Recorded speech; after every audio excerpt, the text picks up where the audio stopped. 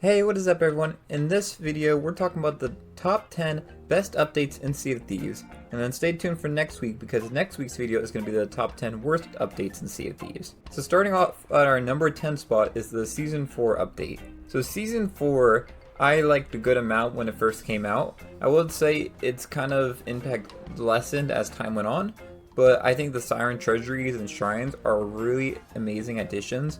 I really loved just the uniqueness of every single location on the map, and it's a nice way to have new locations in the game. It's not something that's, taking up room on the surface of the world, but it's, down below underneath the ocean. So one of the best things about this update was it kind of expanded what we can explore in Sea of Thieves. So I really like that. It brought in some new treasure types. I thought that was cool. And what I really loved was the on-demand just PvE battle experience with the treasuries. I think the treasuries are a really amazing addition because they're very short, fast to do. The only problem with them is you're pretty much at a risk of doing them because you just have to leave your ship up top where you can't see. And I've had several times where I've done one of these Siren Treasuries or the Shrines or whatever, and then I come back and then my ship's either been completely destroyed and it's gone, or I get up top and then there's someone waiting there to just, spawn camp me or whatever. So while that's not great, and I've kind of stuck away from the Siren Treasuries and Shrines a little bit more as time has gone on, I really do love this addition to the game. Moving on to our number 9 spot, this is Season 3. So Season 3, I kind of debated whether or not I wanted to put on this list, because on one hand, it was a really good update, on the other hand, it wasn't. So let's talk about some of the good stuff. The first part is, it brought in some new enemy types. So prior to this, the only enemies you really could fight in Sea of Thieves were skeletons, or it'd be stuff like in the ocean like sharks, the kraken, the megalodon. That was pretty much it. What this update did was it brought in several new types of enemies. So we got the ocean crawlers, we got the sirens, and we got phantoms. So that was a lot of new just variety in the Sea of Thieves world. So I thought that was great. I will say though, it has gotten tiresome with some of them just because I feel like they pop up way too often, especially like when I'm trying to go swim to a person's ship or a tuck or whatever, and you just have tons of sirens that are attacking you and you don't really have a good way to combat them. There's some work that could be done with them, but in general I think it brings a lot of variety to the game, so I really like that part of it. But then honestly the biggest part of the Season 3 update was just the 5 new tall tales and bringing Pirates of the Caribbean into the Sea of Thieves world. And it really felt like it had like a nice little like mini campaign within the game that you could play. Because while the tall tales before were nice, I guess, I wouldn't say they were that fun. For me, a majority of the tall tales we had prior to Season 3 were pretty lackluster. There was only a handful that I would say that I really enjoyed, and those would be like the Seabound Soul, the Heart of Fire, Shores of Gold, and then maybe 1 or 2 other ones that are from the main set of tall tales. So that's kind of my opinion on those. I wasn't the biggest fan of them. But all of the Pirates of the Caribbean tall tales I thought were great. They had lots of detail on them. They felt very cinematic compared to the previous tall tales. And it's just really cool to see like characters that we know from other things, like Jack Sparrow and Davy Jones and stuff, interacting with characters that we know in Sea of Thieves. So it was a really fun experience, and I'm really excited because when this video comes out, we'll be a few days away from our next big collaboration in the game with the Monkey Island tall tales starting.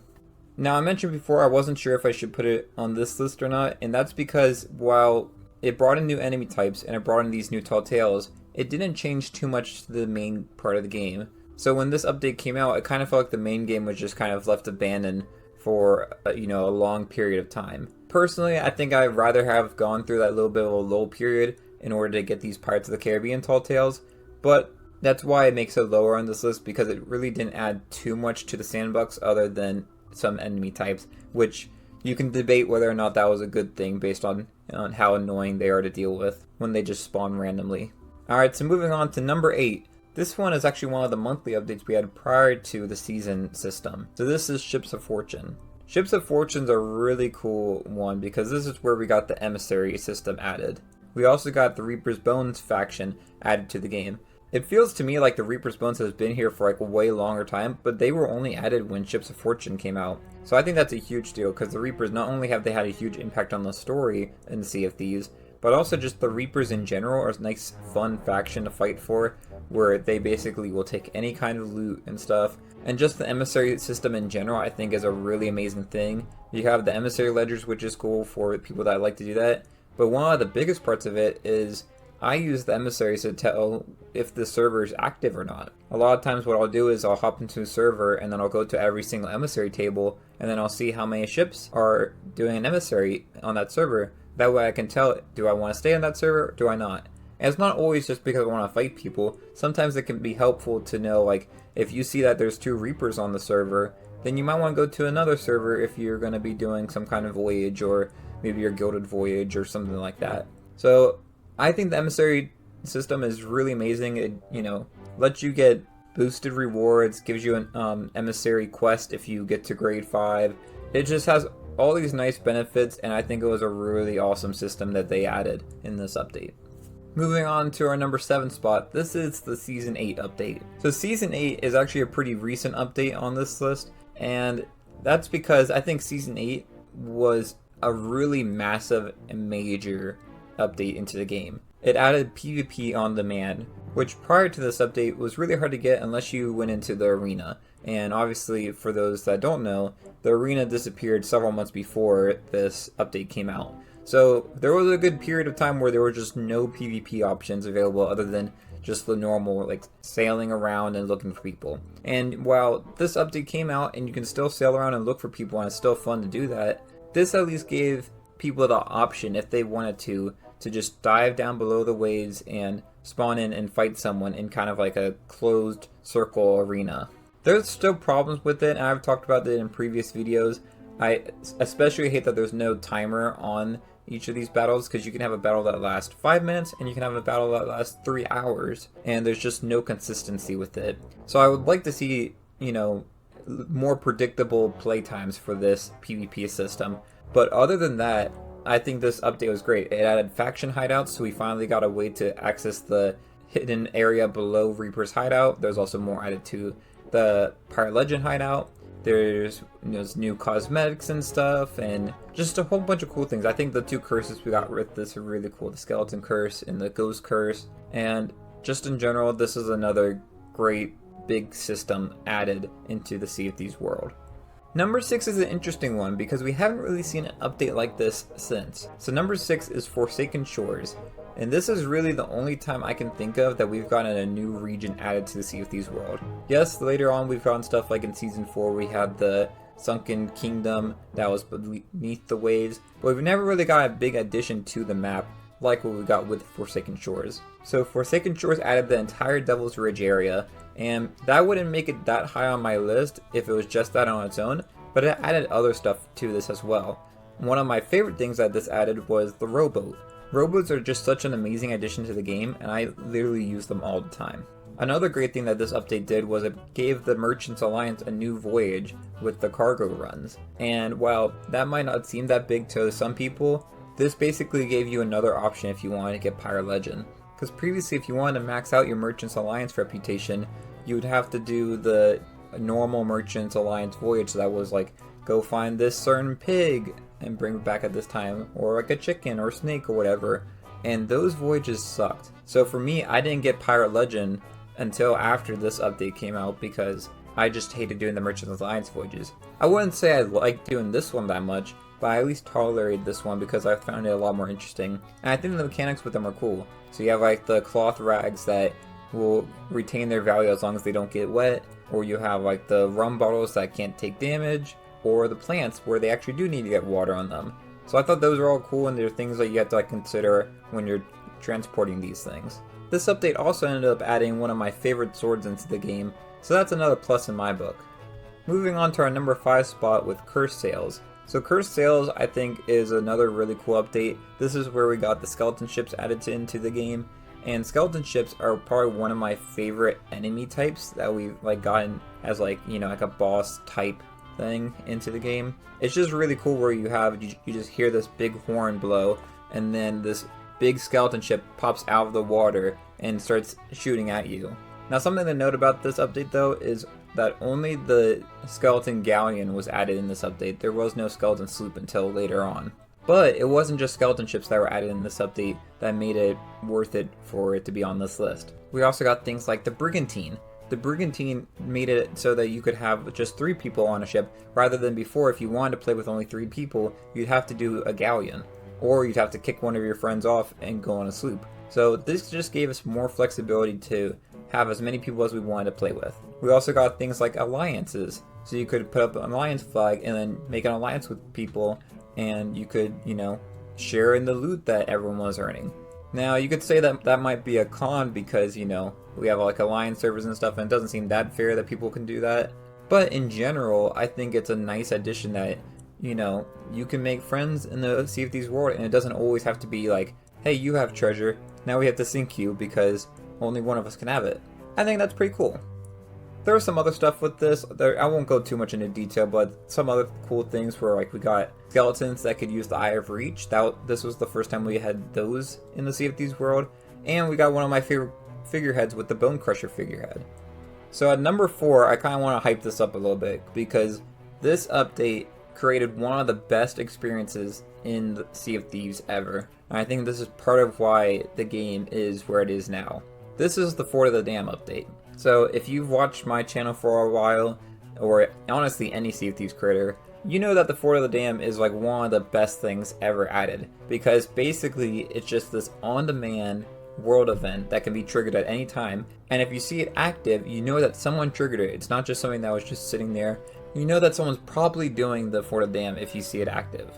A majority of my favorite memories in Sea of Thieves in terms of like just playing and fighting or whatever, my favorite moments are from the Fort of the Dam. So that's why I really like it and why I think it should be on this list. But there's some other reasons why it was good.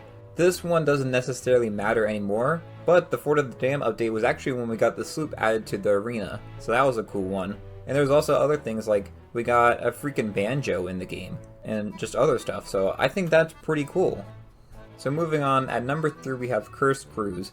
Now I think some people might get Cursed Sails and Cursed Crews confused, because I think a lot of people think that they came in at the same time together, but they're actually different updates. So Cursed Crews brought in some really cool stuff, like Cursed Cannibals. So we got 11 different types of Cursed Cannibals with this update, and this included like the Anchor Ball, the Ballast Ball, the Venom Ball, all those things that we all enjoy. And those are just really cool. It really makes the combat in the game really engaging. It could sometimes be a little overpowered, but in general, I feel like they were a really nice addition, and it just makes the gameplay a lot more unique, especially at this time where it was just stuff like, okay, you either shoot them with cannonballs or you try to board their ship. There wasn't firebombs at this time, there wasn't chain shot. It was really, Cursed Cannibals was that first step into having more interesting ship combat in the game. It also added some other interesting things with it. So we got the Reaper's Mark flag, which basically showed your location on the map. This was kind of a precursor to when the Reaper's Bones Emissary would be added into the game. So this didn't give you like any real like special abilities or anything. It just showed your location on the map. And basically this was just to, if you want other people to see you and you want to like fight people, you could kind of show yourself on the map. I never really did it too much, but I knew some people that did. I do think a lot of people only use this flag though because they thought it looked cool and they had no idea that it showed up on the map. Another interesting thing about this that I didn't realize until I started making this video is that barrels, prior to this update, you could only have one type of item inside the barrel. So you could only have like cannonballs in one barrel, or you'd only have like fruits in a barrel or something like that. This update allowed it so that any barrel could have any type of thing. So you could have like cannonballs and fruit all stuff together in there. I thought that was really interesting, so I wanted to mention it in this video. Moving on to our number 2 spot. This update is probably one of the biggest updates we ever got in Sea of Thieves, and this is the Anniversary update. This added just so much into the game. They worked on it for a long time, and it really shows. So the Anniversary update brought with it 10 Tall Tales for the Shores of Gold story arc. It all came out at the same time, which I thought was really cool, and while I did mention earlier that I wasn't the biggest fan of these Tall Tales, there were some good parts of it. Obviously the Shores of Gold I think is a really cool addition and new land to explore, and there were some other interesting parts about the Tall Tales that we got with these. Probably my favorite thing added in this update was the arena. The arena is an amazing update that we got, where basically anyone that wanted to do PvP, you'd be thrown into this arena where you just grab chests, you fight each other, all sorts of stuff, and it was amazing. I loved it so much. We also got the Hunter's Call in this update, which I know tons of people love that, and it brought stuff like fishing into the game and cooking. Cooking is a huge thing in the game, even if you're not someone that likes to do the Hunter's Call stuff. Fishing and cooking and all that really made a big impact in the game, at least in terms of PvP and stuff, because you're able to cook food and then you'd able to eat that and you get the regen health. So that was huge. It also brought in the harpoon, and the harpoon is an amazing addition because it allowed you to pick up loot in the water rather than having to jump in the water and grab stuff every time. It allowed you to maneuver around in the world more by either harpooning rocks and pulling yourself around, or shooting the ground and making it so that you do a sharper turn. It brought in so many cool things with this update, and I think we probably won't see another update that's as big as the anniversary update ever again. But despite that, there's one update that's better than this, and that is the Heart of Fire. The Heart of Fire is by far my favorite update ever in the game. Not only did it bring one of the best tall tales in the game with the Heart of Fire tall tale, and it not only brought in one of the best pirate legend voyages in the game with the Run of Thieves Haven, it also brought in two of my favorite items ever in the game, the Chain Shot and the Blunderbomb. The fact that all of this stuff came in the same update is huge. While the anniversary update was big on its own just because of how much stuff was in it, in terms of the Hunter's Call is a huge thing, the arena is the huge thing, but in terms of lasting impact on the game and just stuff that I use constantly, this Heart of Fire update is huge. Chain Shots and Blunderbombs are amazing. Well, with that covers my top 10 updates in Sea of Thieves. If you enjoyed this video, it'd be great if you hit the like and subscribe, and let me know in the comments below, what is your favorite update in the Sea of Thieves world? I'd love to hear in the comments below, but until next time, thanks for watching, and I'll see y'all later. Bye y'all.